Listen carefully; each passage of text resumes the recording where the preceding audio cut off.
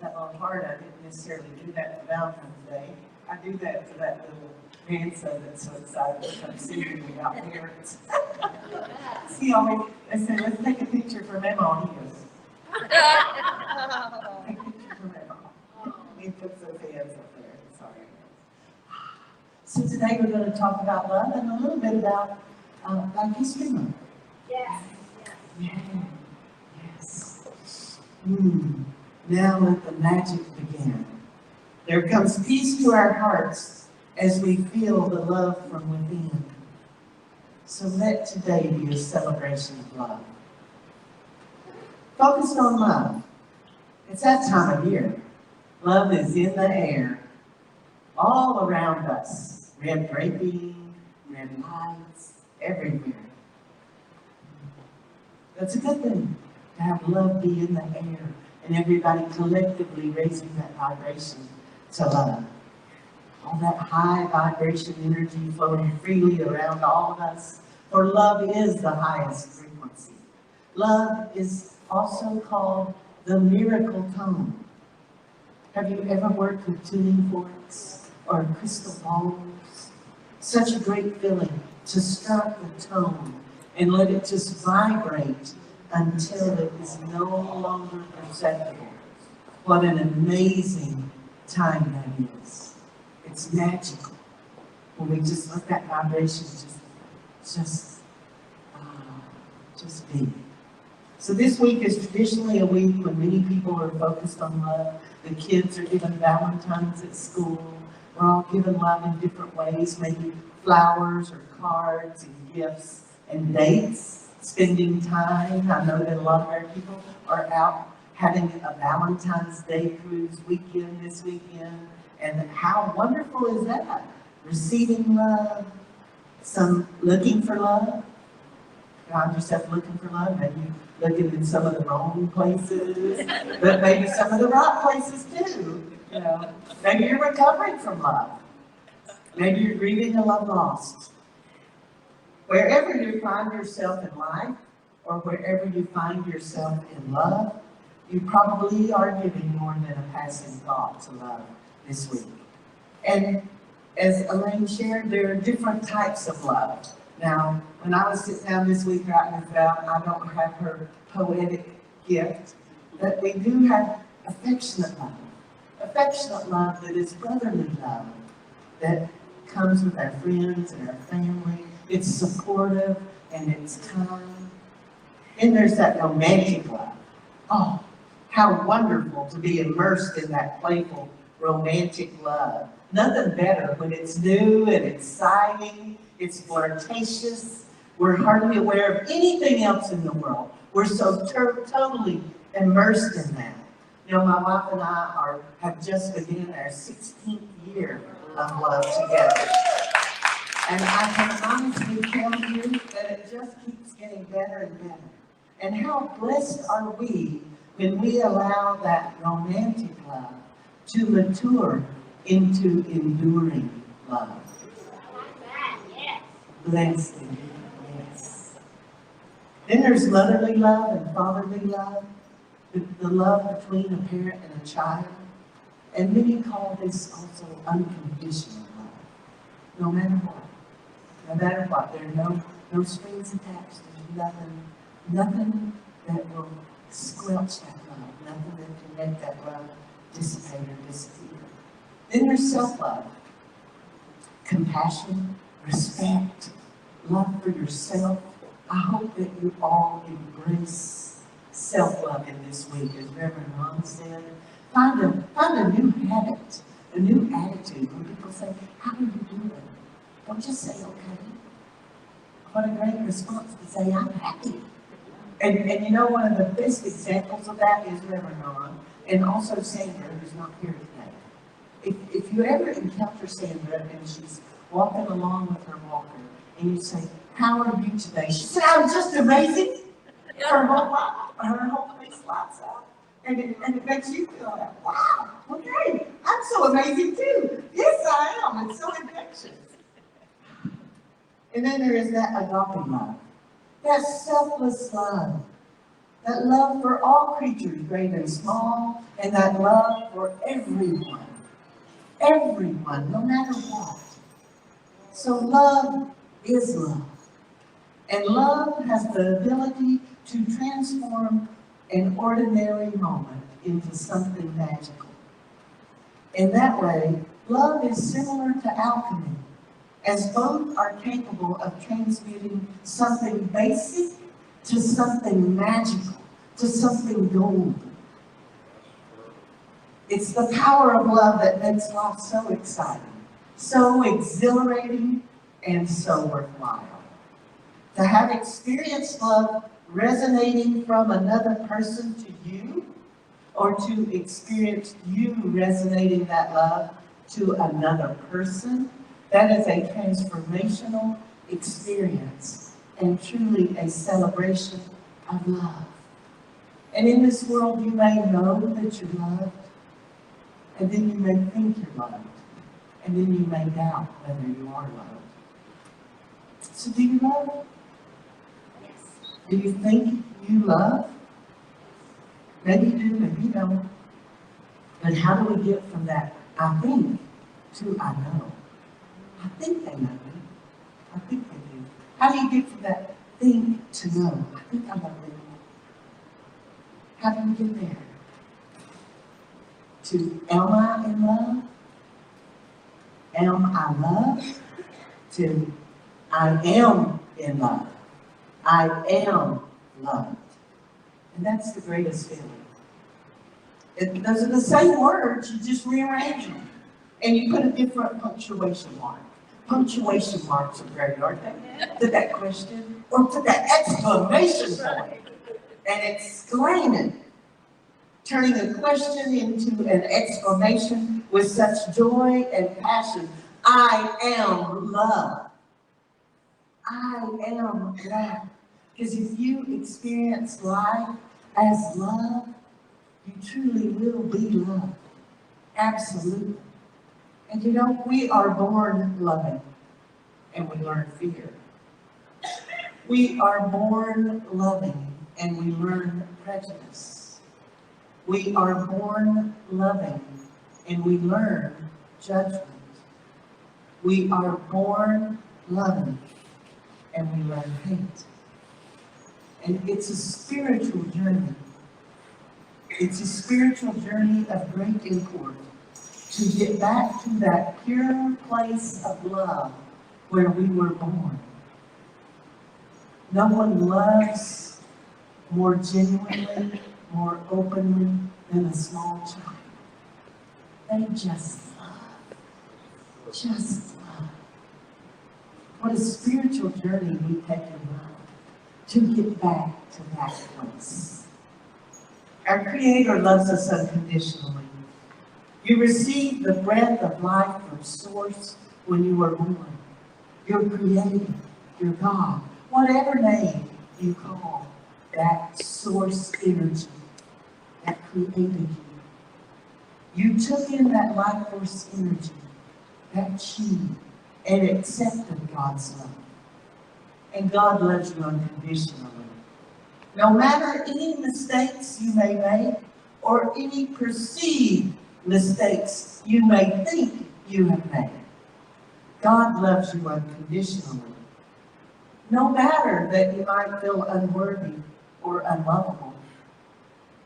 Unconditional love is a gift. Unconditional love is a gift, plain and simple. No strings attached. When we freely give it, we freely receive it. Love, to be accepted and received into your heart. And come on now, I want you to give yourself that gift of self-love and accept it and receive it. Receive that divine love into your life. I want you to make that your new habit for this week.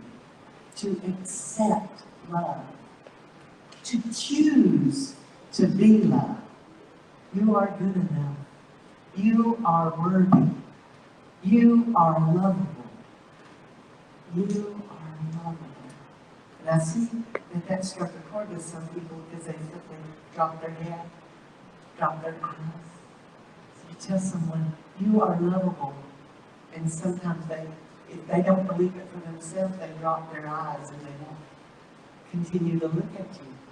They drop their eyes because they doubt that. So some of you might be doubting that, but you are lovable. And knowing and affirming you are lovable and allowing love into your life is the greatest gift, the most profound gift of truth that you can ever give yourself. And I have to tell you, I am so privileged, I am so honored, blessed and humbled to be here serving this community. What an amazing community.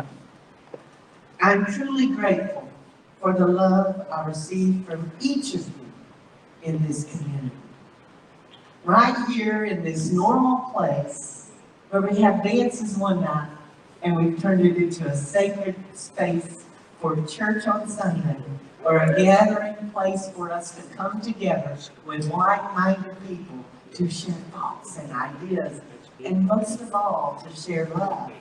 We come together in community, and we learn to accept and know that we are beloved. I think if you come here 3 times, you definitely walk out that door knowing you are beloved. Amen. I hope it happens the first time. But I know it will happen. And when we accept and know, truly know we are beloved, we are empowered to show up in an abundance of love. You'll find yourself living each and every day to your highest potential, embracing those endless opportunities and those infinite possibilities, knowing you are truly favored as you all truly are. Each one of us is favored of God, our Creator, and that is what gives us a powerful boost of self-confidence, a boost of self-worth. You can look into the mirror and say, I am loved. I am worthy. Didn't I quote a scripture last week that said, as I look into the mirror, I see the face of God. Yes. Glory to glory. So you look in the mirror and you know you are loved. I am worthy. You know, I'm going to take a moment right now to tell you a personal story. You know, I grew up in a big family. My dad is one of 11, my mom is one of 14, and there are 5 children in my family, my immediate family, and we were one of the smaller families. You know, I had a lot of cousins, a lot of aunts and uncles, had a big family. My papa and my mama on my mom's side, they're Scottish and they're Cherokee. That's a huge combination up there in the Appalachian Mountains, because so many of the Highlanders came here and settled in those mountains of western North Carolina and northeast Tennessee because it looked like home. And then that's where the Cherokee lived. So what happened? Those Scottish men found Cherokee women, those Cherokee women found Scottish men. It's just what a beautiful heritage it is. And my papa, he's a hard-working man his whole life. 14 children and a wife. He worked to support them in the coal mines there in southeastern Kentucky and southwestern Virginia, because that's where we're from, right there where Kentucky comes down here, Virginia comes down here, and then Tennessee's right here. So it's Kentucky, Virginia, and Tennessee all right there. Rich coal mine country. My papa worked in the coal mines. And then he started working as a carpenter because they were moving around a lot to be working this mine and that mine, and they were in Pineville, Kentucky. Have you ever been to Pineville, Kentucky? It is a little town and it has floodgates. You get it because the town's here and then the river's here, so they built up land around on the riverside, and then they put these big gates, these big metal gates, so that they could close off the town when the river flooded to keep it from flooding. So my papa was working in a coal mine up there in Pineville when my mom was little. Mom was probably 9 or 10 then. And she told, so I took care of my mom the last 2 years of her life. I heard some wonderful stories. So she told me this story about when Papa was working in Pineville, and he was down in the shaft, and there was an explosion. Some men lost their life, but not all of them. But Papa got out of there. Papa came out covered in black coal dust, and he came down the street, and the kids saw him coming all down covered in black coal dust and went down to meet him. And he got to the house and he said, "Josie, pack them up. I'm going home to Tennessee." He wasn't going back in that mine. So then he became a carpenter, and he was working at one of the Gulfport press as a carpenter for a quarter a day. Can you imagine working for a quarter a day, supporting 14 kids and a mom? And my mom told me that it was her joy then, when she was like 9 or 10, when because Papa walked to work and back, probably 5 miles, walk to work and then walk home. So she would go down a couple of miles to the end of the holler and meet him every day. Because that was her time, because when there's 14 of you, I guess you try to find your time, the day. That was her time. She would run down there and walk back with Papa. But my Papa was injured as a carpenter.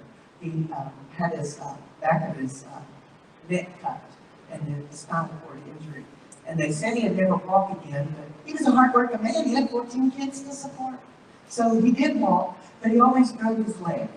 He always broke his right leg. And so as Papa got older, he would sit in this big chair. It was green, and it was horsehair. Remember that the horsehair? There's so but it had that armchair, and it had arms that were about this wide on either side. And so I would climb up, because I was a tall, skinny girl. I'd climb up on that, and I would sit right next to Papa's heart. That was my place. On that chair right there under Papa's heart. It was my place. And my cousins, a couple of my cousins would say, "You're not the favorite. When you're not here, I sit there. When you're not here, I sit there." I said, "Well, that's okay. If I'm not here, you sit wherever you want. But when I'm here, it's Kimmy's spot. When I'm here, that's Kimmy's spot." And I'm taller, so there you go. But sitting with Papa, so one day after they had told me that, "Well, when you're not here, I sit there. You're not special. You're not Papa's favorite." So I told Papa, I said, "Papa, I'm not your favorite. I want a confirmation. I want a validation." "Yes, I am. Yes, I am." And Papa said to me, he said, "I love all of them. I love all of my grandchildren." And that's a class of us. Papa said, "Kimmy, I love all of my grandchildren." Give me that one week. Yeah. Well, that week tell me. That week tell me, Papa might love everybody, but I'm special. Yeah, he gave me that hot week. That week said so much. That week assured me that I was loved. I was his favored and beloved granddaughter. And knowing that I was loved like that gave me all I ever needed. Knowing I was loved like that by my Papa gave me all that I ever needed to transform an ordinary moment into something magical and step out boldly in the world with zeal and excitement to do what is mine to do. And when we truly know we are loved, when we truly know we are loved, it will change your life. You'll have a foundation upon which to build your success. Professionally, personally, spiritually, you are loved. Let that be the catalyst that propels you to greatness. And when you see yourself as beloved, when you see yourself as favored and lovable, you will step more boldly into what it is for you to do. You will step more boldly into your life, and you will step up and live the life you were meant to live. And we are all favored. We all receive that God wink. Just as I received that wink from my Papa. And looking back on that time, I'm going to admit to my cousins who are watching on the live stream. I know without a doubt, you don't need to message me. I know without a doubt that Papa gave you that same link. I know it. I know that Papa let every one of us know that we were loved and that we were favored. So even though I wasn't the only one, I know I was loved and I know I was favored.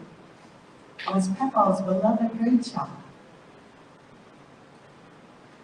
Just as we are all beloved children of God, favored and blessed, living with divine love flowing through us, within us, and all around us. The air is vibrating with that divine love. As we allow, we are in alignment with that vibration. With that vibration and that frequency.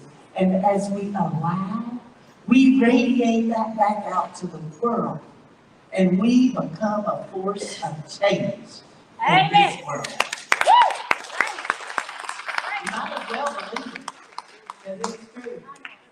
Sue already gave me the amen of it. Yeah. You are the one. You are the one that is loved. I want you to go ahead and say it out loud. I am loved. I am loved. What is the power of love?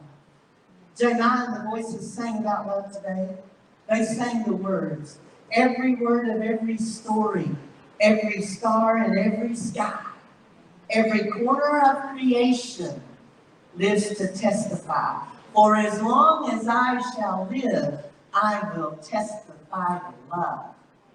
Because love is what makes the world go round. It is. Will you testify to love today, this week? Testify to that love. I will. I know it is the foundation of love of my parents and my grandparents that gave me the courage to step out into the world, to be who I am today. It was a foundation of love from my big brother, who was a Marine before me, to step onto those yellow footprints at Paris Island as a recruit that didn't know anything, big-eyed, scared to death, but then graduated marching across the parade deck as an honor graduate of my platoon in my dress blues when I left Paris Island. It was the love from my mom and my dad and my brother and my family that gave me the strength to know that I could do that. And it is the foundation from my wife, my children, and my family, and all of you that lets me step up and step out and lead this community. That is the power of love. I'll testify to it every day.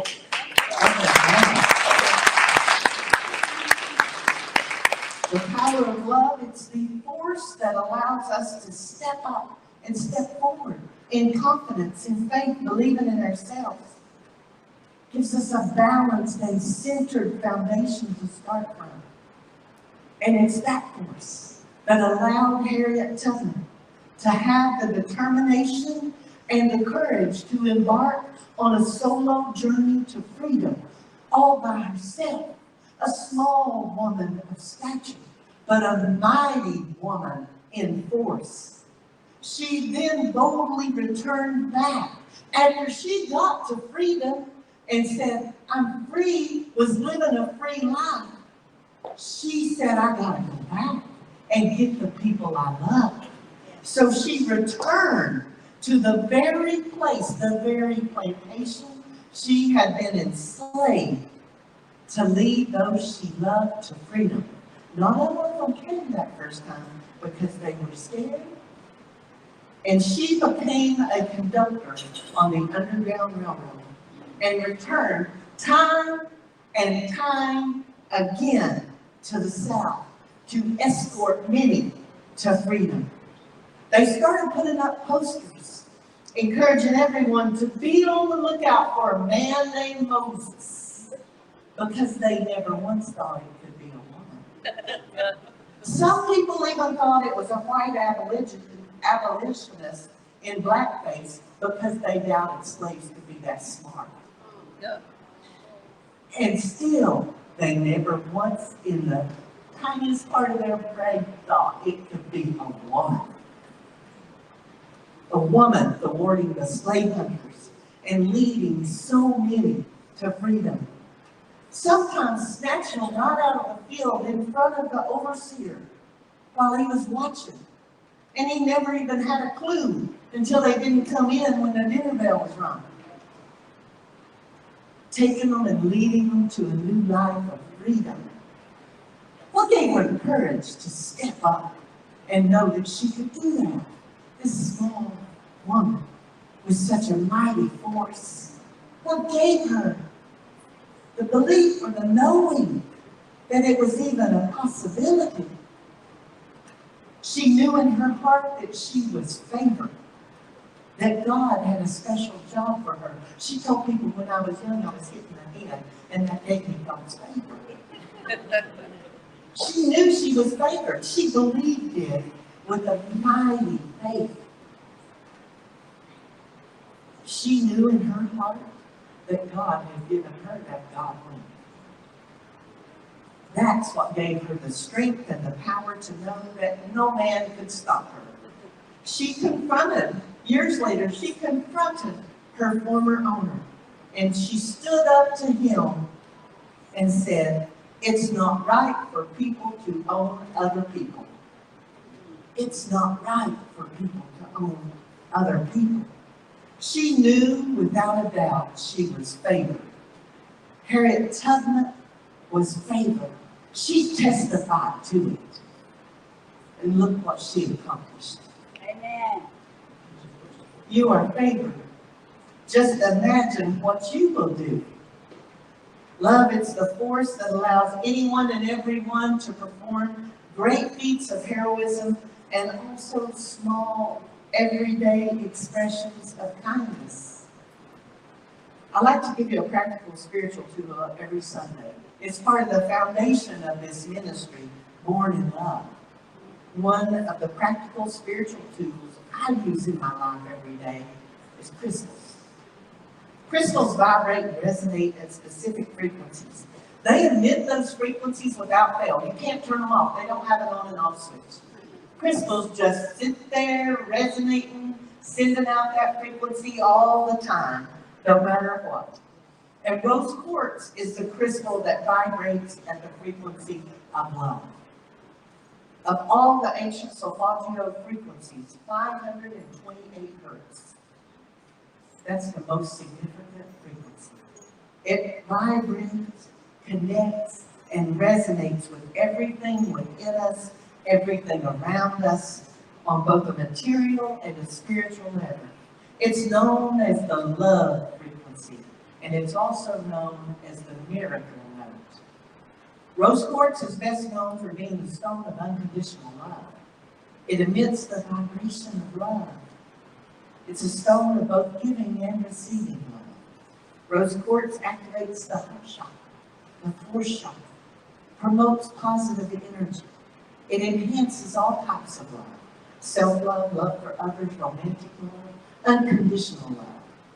That tiny but mighty baby pink wonder raises our self-esteem, restores our confidence, helps with emotional balance, and releases stress, tension, and even anger.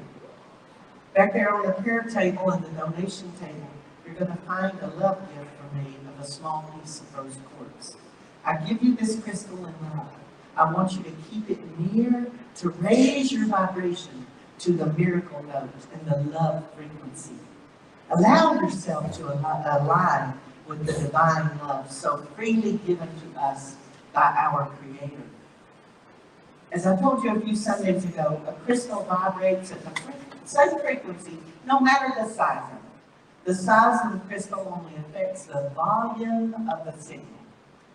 So if it's a rose quartz that's this big versus a big boulder of rose quartz like I have in my backyard, it vibrates at the same frequency. If it's a rose quartz you wear in a ring or on a necklace, they all vibrate at the same frequency. Just the size creates the volume. So if you take a very small piece of rose quartz or a diamond or whatever crystal it is you want to use, and you keep it close in your pocket, in a piece of jewelry, on your body, near you all the time, it will let the love flow freely because it will raise your vibration. Your vibration will come into alignment with that crystal. The more you keep it near you, the more your vibration will match up to it because it is the law of attraction. Yes. You know, what's going out there comes back. So we put a crystal near us. That's how crystals work. We keep it near us. Our frequency will try to align with that frequency. Because it never turns off. It's always on. So I'm going to close with this. Love is the healing force. Yes. We're born with it. We're born with love. We learn fear. We learn prejudice. We learn hate. Let your journey center around releasing fear and embracing love, aligning with divine love. And in the words of Aaron Neville and Linda Ronstadt, I don't know much, but I know I love you. And that may be all I ever need to know. And so it is.